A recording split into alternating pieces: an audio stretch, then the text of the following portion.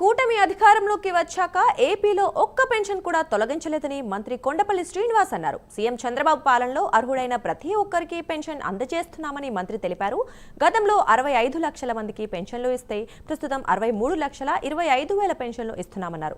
కేవలం మరణించిన వారిని మాత్రమే జాబితా నుంచి తొలగించామని స్పష్టం చేశారు. ప్రతిపక్ష నాయకులు మాత్రం ప్రజలను తప్పుదోవ పట్టిస్తున్నారన్నారు. చంద్రబాబు ఆధ్వర్యంలో అభివృద్ధి సంక్షేమంతో రాష్ట్రం ముందుకు వెళ్తుందంటున్న మంత్రి కొండపల్లి శ్రీనివాస్తో మా ప్రతినిధి కుమార్ ఫేస్ టు ఫేస్.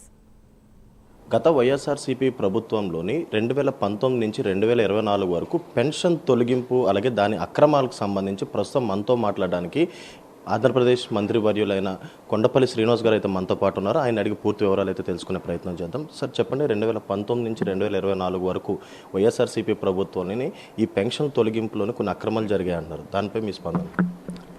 మొదటిగా పెన్షన్ కార్యక్రమాన్ని పెద్ద ఎత్తున రాష్ట్ర ప్రభుత్వంలో మొదలుపెట్టింది అప్పటి ముఖ్యమంత్రి వర్యులు మన నందమూరి తారక రామారావు గారు.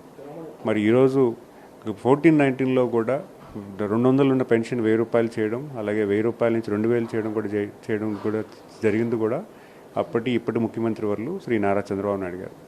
మరి గత పాలకులు పెన్షన్ను 1000 రూపాయలు పెంచుతామని చెప్పి ఎలక్షన్లో ప్రామిస్ చేసి ఎలక్షన్లో గెలిచిన తర్వాత పెన్షన్ ఇవ్వడానికి కూడా వాళ్ళు సుమారు ఫస్ట్ ఇయర్లోనే సుమారు 5 లక్షల పెన్షన్స్ వాళ్ళు తొలగించడం జరిగింది. 5 లక్షల పెన్షన్స్ మొదటి సంవత్సరంలోనే వాళ్ళు తొలగించడం జరిగింది. ఆ పెన్షన్స్ తొలగించి వాళ్ళ పెన్షన్ ఏదైతే పెంచాల్సిన అవసరం ఉందో అది కూడా పెంచకుండా 250 రూపాయలు పెంచారు.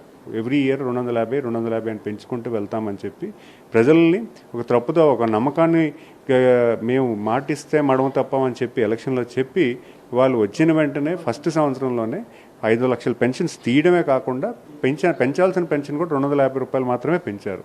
మరి ఈరోజు ప్రభుత్వం ఏర్పడి 10 నెలలు అయింది. ఈరోజు మేము ఎటువంటి పెన్షన్ కూడా తీయలేదు. నేడు గౌరవ ముఖ్యమంత్రి వాళ్ళు చాలా క్లియర్గా ఉన్నారు. ఆయన ఎటువంటి పెన్షన్ తొలగింపు అనేది చాలా ట్రాన్స్పరెంట్గా ఉండగాలి. ఎందుకంటే అర్హత ఉన్న వాళ్ళందరికీ కూడా పెన్షన్ ఇవ్వమని చెప్పారు. మనం చూసాము చాలా ట్రాన్స్పరెంట్గా లాస్ట్ 10 మంత్స్ కూడా ఎటువంటి పెన్షన్ కూడా తీయడం జరగలేదు. ఎందుకంటే అవి తీసినవి కూడా ఎవరైతే స్వర్గస్థులై చనిపోయి ఉన్నారో వాళ్ళ పెన్షన్ మాత్రమే తీయడం జరిగింది. కానీ అది ప్రతిపక్షాలు ఏంటంటే పెన్షన్ తొలగించేస్తున్నారు అని ఒక అపోహలు ప్రజల్లో క్రియేట్ చేస్తున్నారు. అది తప్పని మీ ద్వారా తెలియజేసుకుంటున్నాను. ఎందుకంటే గౌరవ ముఖ్యమంత్రి వాళ్ళు ఎంతో ప్రతిష్టాత్మక ఈ ప్రోగ్రామ్ని ప్రతి నెల కూడా 1వ తారీఖు ఆయన స్వయంగా వచ్చి ఒక గ్రామం విజిట్ చేసి ఆ గ్రామంలో గ్రామస్తులు కలుసుకొని గ్రామ పెద్దలందరినీ మాట్లాడుకొని ఎవరో ఒక 4 కుటుంబాలకు వెళ్ళి ఆ కుటుంబాల దగ్గరికి వెళ్ళి వాళ్ళ కష్టసుఖాలు చూసుకొని వాళ్ళకి అవసరమైనటువంటి వసతులు కల్పించి ఈరోజు పేదల దినోత్సవాన్ని పెద్ద ఎత్తున ఈరోజు రాష్ట్రం అంతా కూడా ప్రతి నెల కూడా గౌరవ ముఖ్యమంత్రి వాళ్ళు టైం ఇస్తున్నారంటే దానికి ఎంత మంచి ప్రోగ్రామ్ అని కూడా మనం అర్థం చేసుకోవాలి. మరి అలాంటి ప్రోగ్రాంలో కూడా ప్రతిపక్ష ఆ గత 5 ఏళ్ళుగా వాళ్ళు చేయలేని పరిస్థితిలో ఉండి కూడా ఈరోజు మాట అనడం కూడా చాలా బాధాకరం. ఎందుకంటే ప్రజలందరూ గమనించాలి, ఈరోజు ప్రభుత్వ యంత్రాంగం ప్రతిదీ కూడా డెవలప్ అవుతుంది. ప్రతిదీ కూడా డెవలప్మెంటు అటు అభివృద్ధి సంక్షేమం రెండు కూడా నడిపించుకొని ముందుకెళ్తున్నారు గౌరవ ముఖ్యమంత్రి వాళ్ళు. ఎందుకంటే అభివృద్ధి లేకపోవడం వల్ల చాలామంది యువకులకి ఎంప్లాయ్మెంట్ లేకుండా పోయింది. గత పాలకులు ఎంప్లాయ్మెంట్ ఇవ్వలేదు, ఇన్ఫ్రాస్ట్రక్చర్ డెవలప్ చేయాలి. ఎలక్ట్రికల్ ఇన్ఫ్రాస్ట్రక్చర్ కూడా చాలా బాధాకరం. ఎందుకంటే నేను చూశాను మా కాన్స్టిట్యున్సీలో సుమారు 80 ట్రాన్స్ఫార్మర్స్ మేము ఎంచుకున్నాం. 80 ట్రాన్స్ఫార్మర్స్ లేకుండా లో వోల్టేజ్లో ప్రజలందరూ ఇంటిల్లో గడిపారంటే అది ఎంత బాధాకరం. అసలు చిన్న ట్రాన్స్ఫార్మర్స్ కూడా ఇవ్వలేని పరిస్థితులకు గత పాలకులు పరిపాలించారు. అంటే ఇన్ఫ్రాస్ట్రక్చర్ వైపు పూర్తిగా కనుమరుగు చేసి ఎటువంటి ఇన్ఫ్రాస్ట్రక్చరు గ్రామాల్లో కానీ పట్టణాల్లో కూడా లేకుండా చేసి పరిపాలన చేసి ఈరోజు 10 నెలల్లో వచ్చిన వెంటనే హాస్యాస్పదంగా వాళ్ళు ఏదో చేశామని ఘనకారం అని చెప్పుకోవడానికి చాలా విడ్డూరంగా ఉంది.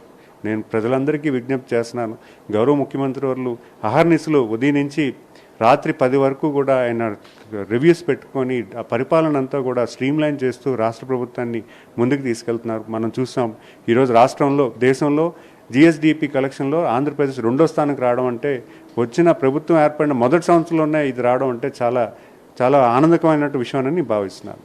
అంటే ఇప్పుడు మీరు చెప్పిన ప్రకారం చూసుకున్నట్టయితే వైఎస్ఆర్సీపీ ప్రభుత్వం 5 లక్షల పెన్షన్దారులు మొత్తం తొలగించారు. దీనిపై ఇప్పుడున్న మీ కూటమి ప్రభుత్వం ఎలాంటి చర్యలు తీసుకోబోతుంది? సుమారు గత 5 ఏళ్లలో అంటే మొదటి సంవత్సరంలో 5 లక్షలు, గత 5 సంవత్సరాలు సుమారు 10 లక్షలు పెన్షన్స్ తీయడం జరిగింది. ఆ రోజు వాళ్ళు చెప్పిన నామ్స్ ప్రకారం చూసుకున్నా ఇంకా మనకు 4 లక్షలు అదే పెన్షన్స్ రీవెరిఫై చేస్తే 4 లక్షలు ఎలిజిబిలిటీ ఉన్నారు. ఎలిజిబిలిటీ ఉన్నా కూడా వాళ్ళు ఇవ్వలేదు పెన్షన్. ఎందుకు ఇవ్వలేదు అనేది వాళ్ళు ఏర్పాటు చేసిన రూల్స్ ప్రకారంగా చూసుకున్నా కూడా వాళ్ళు ఎలిజిబుల్లే కానీ ఇవ్వలేదు. సో దానికి కూడా మేము గౌరవ ముఖ్యమంత్రి వాళ్ళకి చెప్పాము, సార్ మనం పెన్షన్స్ ఎవరైతే ఎలిజిబిలిటీ ఉన్నారో వాళ్ళందరికీ ఇవ్వాల్సిన పరిస్థితి ఉందనేది. సో అది కూడా ఒక బడ్జెటరీ ప్లాన్ వేసుకొని గౌరవ ముఖ్యమంత్రి వాళ్ళు ప్లాన్ చేస్తున్నారు. సో ఇవన్నీ కూడా స్ట్రీమ్లైన్ చేయడానికి కూడా మన గత 10 నెలలుగా దీన్ని లైన్ చేశారు. గౌరవ ముఖ్యమంత్రి వాళ్ళు అయితే చాలా మంచి ఆలోచనతో ఉన్నారు. ఇవన్నీ కూడా స్ట్రీమ్లైన్ చేసి సుమారు 5 లక్షల వరకు కొత్త పెన్షన్స్ వచ్చే అవకాశం ఉంది. దానికి కూడా మేము ఒక ఎస్టిమేట్ వేసుకున్నాం. అది బడ్జెటరీ ప్లాన్లో ప్రపోజల్ కూడా రిక్వెస్ట్ పెట్టాము. దానికి ఒక లైన్ ఆఫ్ యాక్షన్ ఉంటుంది. Thank you sir. గత ప్రభుత్వం వైఎస్ఆర్సీపీ అంటే 2019 నుంచి 2024 వరకు పెన్షన్ల తొలగింపులకు సంబంధించి అక్రమాలపై ప్రస్తుతం టీడీపీ కూడా ఫోకస్ చేసింది. అలాగే మరొక పక్క అర్హులైన ప్రతి ఒక్క పెన్షన్దారు కూడా పెన్షన్లు అందుతాయంటూ కూడా ఇటు కొండపల్లి శ్రీనివాస్ గారు అయితే చెప్పే పరిస్థితి అయితే ఉంది. కెమెరామ్యాన్ భవానీతో కుమార్, ప్రైమ్9 న్యూస్, హైదరాబాద్.